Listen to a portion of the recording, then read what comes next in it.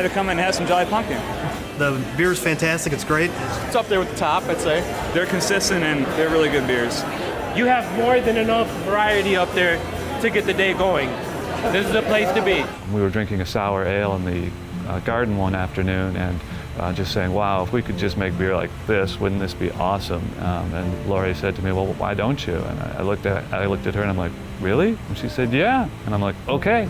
We invented American sour beer, and no brag, but we are still the best. The Jolly Pumpkin Brewery is a sexy brewery. You're in this space with all this beautiful handcrafted, oak barrels, and they're all different shapes and sizes, and there's a history behind a lot of the different oak that's out there, and that it might have come from a winery in California, it may have been from a distillery in Kentucky. We make a normal beer, and then we put the beer into barrels that are basically these individual microcosms of all these microorganisms and bacteria that changes the beer into this huge kind of tart, acidic, very sour note that is the exact same way it was done, 600-700 years ago. The only thing that we do different is we use a little bit of stainless steel in the process. The beer that you're consuming was made by a few people that are literally touching every piece, they're moving every hose, they're opening and shutting every valve, they're adding the ingredients. We have a very passionate fan base. Ron has made incredible beers. And I want to share this beer with everyone in the world because it's just that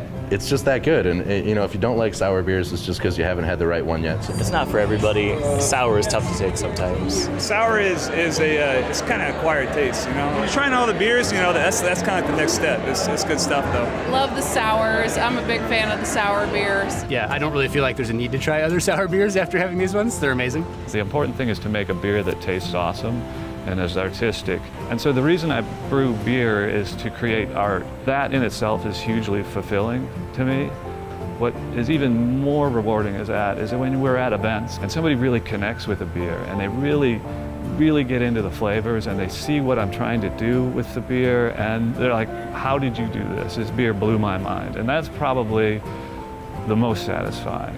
And the reason we love having our tap room and having our tasting rooms is because we can engage with the customer to educate. And when you pick up a beer like Jolly Pumpkin and you taste it for the first time, you may be completely shocked. And hopefully you're shocked in a pleasant way. So being able to engage with the customer is so important. This kind of perishable work of art, basically done the old-fashioned way to kind of bring out these big sour notes that were originally an accident, and we're making them just the best.